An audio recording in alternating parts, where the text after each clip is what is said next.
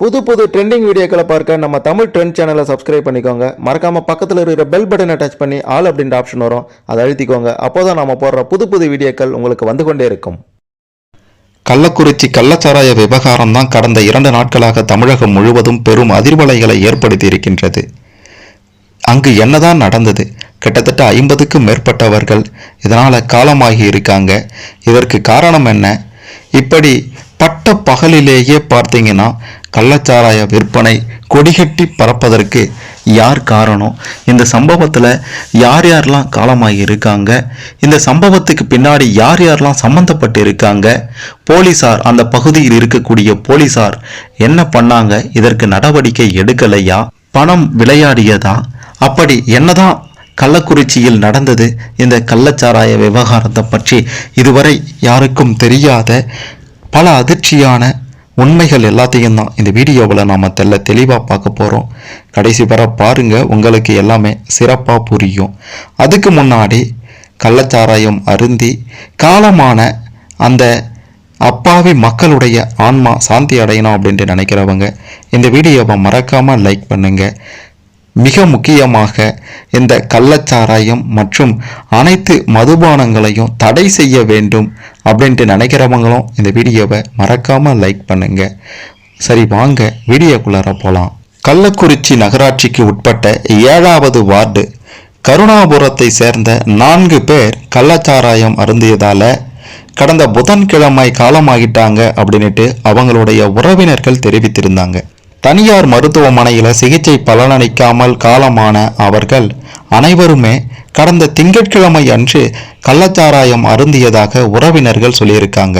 அது மட்டுமல்லாமல் புதன்கிழமை நண்பகல் 12 மணி முதல் கருணாபுரம் மற்றும் அதை சுற்றியுள்ள பகுதிகள் அப்படின்ட்டு 4 கிராமங்களை சேர்ந்த மது அருந்திய பலரும் அதிக வயிற்றுப்போக்கு, கை கால் மரத்து போதல் போன்ற பிரச்சனைகளுக்காக கள்ளக்குறிச்சி மாவட்ட அரசு மருத்துவக் கல்லூரி மருத்துவமனையில் சிகிச்சையில் சேர தொடங்கி இருக்காங்க. கள்ளக்குறிச்சி பஸ் நிலையம் அமைந்துள்ள பகுதியில் இருந்து கள்ளக்குறிச்சி மாவட்ட அரசு மருத்துவக் கல்லூரி மருத்துவமனை வரை 20க்கும் மேற்பட்ட ஆம்புலன்ஸ்கள் ஒரே நேரத்தில் பாதிக்கப்பட்டவர்களை ஏற்றிக்கொண்டு அரசு மருத்துவமனைக்கு வந்தது. அவர்களை மருத்துவர்கள் உடனடியாக பரிசோதனை செய்து அதிக பாதிப்பு உள்ளவர்களை சேலம், புதுச்சேரி, விழுப்புரம் அரசு மருத்துவமனைகளுக்கு அனுப்பி வைத்திருக்காங்க. இதுவரைக்கும் பார்த்தீங்கன்னா கிட்டத்தட்ட 50க்கும் மேற்பட்டோர் இந்த கள்ளச்சாராயத்தால் பலியாகி இருக்காங்க.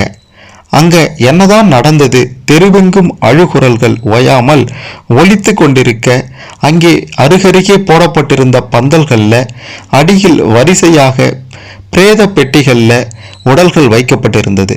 துக்க வீட்டிற்கு வருபவர்கள் எத்தனை வீடுகளுக்கு செல்வது அப்படின்ட்டு தெரியாம கண்ணீரில் திகைத்து போய் நின்றதையும் அந்த பகுதியில பார்க்க முடிந்தது.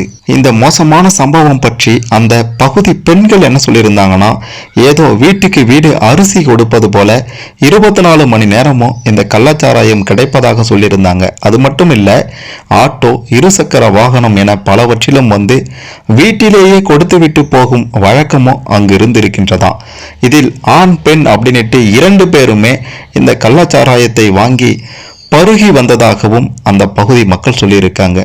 இது குறித்து காவல் நிலையத்தில் புகார் கொடுக்க சென்றாலும் பணம் வாங்கி கொண்டு அவர்கள் எங்களையே திட்டுவதாகவும் கருணாபுரம் பகுதி பெண்கள் குற்றம் சாட்டியிருக்காங்க. மிக முக்கியமாக இந்த சம்பவத்தில் பார்த்தீங்கன்னா அந்த பகுதியில் வசித்து வரக்கூடிய 2 தான் இந்த பகுதியில் வாடிக்கையாக பல ஆண்டுகளாகவே கள்ளச்சாராயம் விற்று வருவதும் தற்போது விசாரணையில் தெரிய வந்திருக்கின்றது. பெரும்பாலும் இந்த பகுதியில் வசிக்கக்கூடிய மக்கள் பார்த்தீங்கன்னா பழங்குடியினர் மற்றும் பட்டியலின வகுப்பை சேர்ந்தவர்கள். அவர்களில் பலரும் சந்தையில் மூட்டை தூக்கி வேலை செய்யக்கூடிய, அன்றாடம் சம்பாதிக்கக்கூடிய கூலி தொழிலாளர்களாகத்தான் இருக்காங்க. இப்படியாப்பட்ட ஒரு சூழ்நிலையில தான் பார்த்தீங்கன்னா இந்த மாதிரியான ஒரு மோசமான சம்பவம் அரங்கேறி இருக்கின்றது. அதிகாலையில் வேலைக்கு செல்லும் போதும் வேலை முடிந்து வரும்போதும் வீட்டிற்கு அருகிலேயே இருக்கின்றது அப்படின்றதுனால இந்த சம்பவம் தொடர்கதையாகி வருவதோட அதிகமாகியும் இருந்திருக்கின்றது. இந்த கள்ளச்சாராய பருகும் சம்பவம் அரசு மதுபான கடை பக்கத்தில் இருக்கும்போது ஏன் இவங்க இதை வாங்கி அருந்துகிறார்கள் அப்படின்ற கேள்வி பார்த்தீங்கன்னா மிக பெரும் அளவில் இருந்தது. இதற்கும் அந்த பகுதி மக்கள் என்ன சொன்னாங்கன்னா, அரசு மதுபான கடையில் மது அருந்தினா 150 ரூபாய் குறைந்தபட்சம் தேவைப்படும். ஆனால் இங்கே இருக்கவங்க கிட்ட ஒரு பாக்கெட் சாராயம் 50 ரூபாய் மட்டும்தான். எனவே தினசரி கிடைக்கும் 300 350 ரூபாய் 500 ரூபாய் வரை தங்களுடைய கூலியை வைத்துக்கொண்டு இதை மட்டும்தான் வாங்கி அருந்த முடியும் அப்படின்ற மாதிரியும் அந்த பகுதி மக்கள் சொல்லியிருக்காங்க. இந்த கள்ளச்சாராய விவகாரத்தில் பார்த்தீங்கன்னா மிக மிக முக்கியமாக யார் யாரெல்லாம் சிக்கனாங்க, இந்த விவகாரத்தில் ஈடுபட்டது யார் யார், அவ்வளவு தைரியமாக இவங்க கள்ளச்சாராயத்தை விற்க யார் அதிகாரம் கொடுத்தது அப்படின்ற மாதிரியும், இதை விற்றவர்கள் பார்த்தீங்கன்னா திடுக்கிடும் சில தகவல்களையும் வெளியிட்டு இருக்காங்களாம். அதெல்லாம் பற்றியும் தெளிவாக பார்க்கலாம். இந்த விவகாரத்தில் பார்த்தீங்கன்னா கள்ளக்குறிச்சி கருணாபுரம் கோமுகி ஆற்றங்கரை பகுதியை சேர்ந்த கனகு உடைய மகன் கண்ணுக்குட்டி என்கிற கோவிந்தராஜ் 49 வயது, இவருடைய மனைவி விஜயா 42 வயது.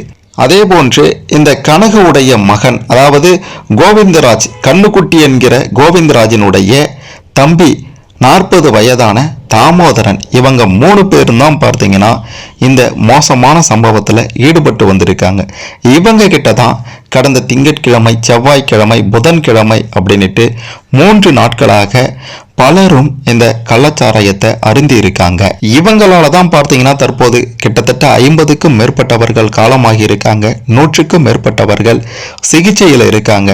தமிழக காவல்துறையின் அதிகாரப்பூர்வ இணையதளத்திலையும் பார்த்தீங்கன்னா கோவிந்தராஜ், விஜயா மற்றும் தாமோதரன் ஆகியோரை குற்றவாளி என்று குறிப்பிட்டு முதல் தகவல் அறிக்கை வெளியிடப்பட்டிருக்கின்றது என்பதையும் நாம் கவனிக்க வேண்டும். இதன் அடிப்படையில் பார்க்கும்போது கோவிந்தராஜ் அப்படின்றவர் தான் கள்ளசாராயம் விற்பனை செய்து வந்திருக்கிறார் அப்படின்றதும் தெளிவாகின்றது. அவருக்கு உதவியாக அவருடைய மனைவியும் தம்பியும் இருந்திருக்காங்க அப்படின்றதும் தெல்ல தெளிவாக விளங்குகின்றது. இந்த கள்ளச்சாராய விவகாரத்தில் தற்போது கைது செய்யப்பட்டிருக்கின்ற இந்த கோவிந்தராஜ் அப்படின்றவர் பார்த்தீங்கன்னா இதுக்கு முன்னாடியே பல முறை சிறை சென்றிருக்கிறாராம். இந்த கள்ளச்சாராய விவகாரத்தால சட்டவிரோதமாக விற்பனை செய்த இந்த விஷ சாராயத்தை குடித்தே இந்த மோசமான சம்பவம் நிகழ்ந்தேறியிருக்கின்றது. இதன் மூலமா கள்ளசாராய விற்பனை கும்பல் மீதான காவல்துறை நடவடிக்கை குறித்தும் தமிழக மக்களிடையே மிக பெரும் கேள்வி எழுந்திருக்கின்றது. காவல்துறையில உள்ள சில கருப்பு ஆடுகளின் துணையோட தான் இதுபோன்ற சட்டவிரோத கள்ளச்சாராய விற்பனை நடைபெற்று வருவதாகவும் தகவல்கள் வெளியாகியிருக்கின்றது. கள்ளச்சாராய விற்பனை தொடர்பாக பலமுறை சிறை சென்றவரை கண்காணிக்க தவறியதும் அதன் மூலமா விற்பனைக்கு துணை போனதும் கண்டிக்கத்தக்க ஒரு விஷயம். கள்ளச்சாராய விற்பனை கும்பலை ஒடுக்கவும் கண்காணிக்க தவறியதுமே இப்படி பல பேர் அநியாயமாக காலமானதுக்கு காரணமாக இருக்கின்றது. கடந்த ஆண்டு தான் செங்கல்பட்டு மற்றும் விழுப்புரம் மாவட்டங்களில் கள்ளச்சாராயம் குடித்து 22 பேர் காலமாகியிருந்தாங்க. இப்படியாப்பட்ட ஒரு சூழ்நிலையில் தான் மீண்டும் அதைவிட ஒரு மோசமான சம்பவம் தற்போது இந்த சம்பவம் நடந்தேறியிருக்கின்றது. இந்த மோசமான சம்பவத்துக்கு பிறகுதான் 200 லிட்டர் கள்ளச்சாராயத்தை மதுவிலக்கு பிரிவு கைப்பற்றியதாகவும் காவல்துறை தெரிவித்திருந்தாங்க. இந்த தேடுதல் மற்றும் கண்காணிப்பு நடவடிக்கையை இந்த விவகாரத்தில் பார்த்தீங்கன்னா கள்ளச்சாராயத்தை சட்ட விரோதமாக விற்பனை செய்த வழக்கில் கண்ணுக்குட்டி என்கிற கோவிந்தராஜன், அவருடைய மனைவி விஜயா, அவருடைய தம்பி அதாவது கோவிந்தராஜனுடைய தம்பி தாமோதரன், அவர் கூட உறவினர் ஜீவா ஆகியோரும் கைது செய்யப்பட்டிருக்காங்க. இந்த 3 பேர் தான் முக்கிய குற்றவாளியா, அதாவது கோவிந்தராஜன், மனைவி விஜயா, கோவிந்தராஜனுடைய தம்பி தாமோதரன். இவங்களோட இன்னொரு முக்கியமான குற்றவாளியும் இருக்காரு. அதாவது இந்த கோவிந்தராஜனுக்கு கள்ளச்சாராயத்தை சப்ளை செய்து வந்த சங்கராபுரம் சோசத்திரம் பகுதியை சார்ந்த சாராய வியாபாரி சின்னதுரை அப்படின்றவர் தான் இது எல்லாத்துக்கும் முக்கிய காரணமாக இருந்திருக்காரு. இதனையடுத்து அவரை சிபிசிஐடி போலீசார் தனிப்படை அமைத்து தேடி வந்திருக்காங்க. இந்த நிலையில பார்த்தீங்கன்னா அதாவது சின்னதுரை மீது ஏற்கனவே சாராய கடத்தல், விற்பனை அப்படின்ட்டு 70க்கும் மேற்பட்ட வழக்குகள் நிலுவையில் இருக்கின்றது அப்படின்ற தகவலும் பார்த்தீங்கன்னா தற்போது வெளியாகி இருக்கின்றது.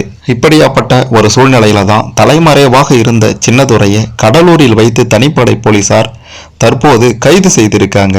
அவரை சிபிசிஐடி அலுவலகத்திற்கு அழைத்து வந்த போலீசார் அவரிடம் விசாரணை நடத்தவும் திட்டமிட்டு இருக்காங்களாம். இந்த விவகாரத்துல பார்த்தீங்கன்னா இந்த விவகாரமானது தற்போது சிபிசிஐடிக்கு மாற்றப்பட்டு இருக்கின்றது. விரிவான அறிக்கை சமர்ப்பிக்க வேண்டும் என்று மாவட்ட ஆட்சியர் பிரசாந்த் அவர்களும் சொல்லியிருந்தாரு. கள்ளக்குறிச்சி மாவட்ட போலீசார் தரப்பில் விசாரணை மேற்கொள்ளப்பட்டு பதிவு செய்யப்பட்ட வழக்கு தொடர்பான ஆவணங்கள் அனைத்தும் சிபிசிஐடி போலீசாருக்கு வழங்கப்பட்டிருக்கின்றதாம். சிபிசிஐடி டிஎஸ்பி கோமதி தலைமையிலான குழு இந்த விசாரணையை தற்போது தொடர்ந்துட்டு இருக்காங்க.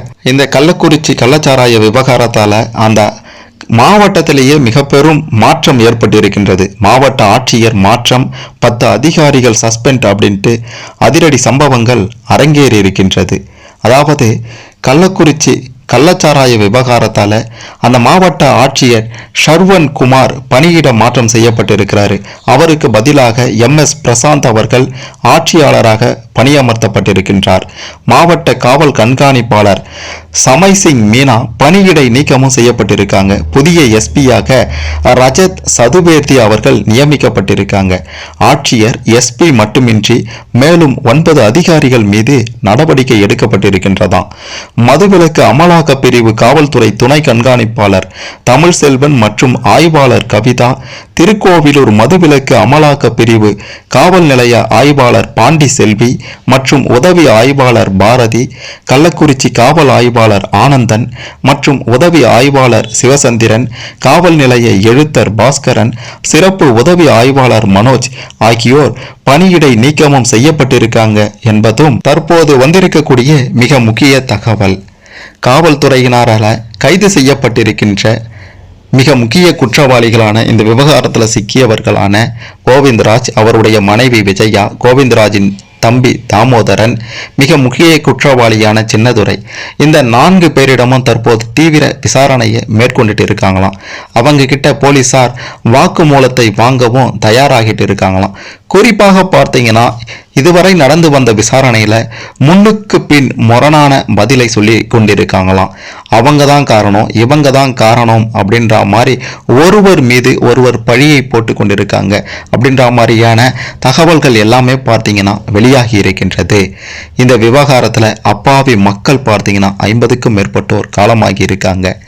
இந்த மோசமான சம்பவத்தை அரங்கேற்றிய இந்த கள்ளச்சாராய விற்பனையில் ஈடுபட்ட இந்த 4 குற்றவாளிகளுக்கும் என்ன தண்டனை வழங்க வேண்டும் அப்படின்ட்டு நீங்கள் நினைக்கிறீங்களோ மறக்காம கமெண்ட்ல பதிவு செய்யுங்க. மறக்காம இந்த வீடியோவை லைக் பண்ணுங்க, ஷேர் பண்ணுங்க.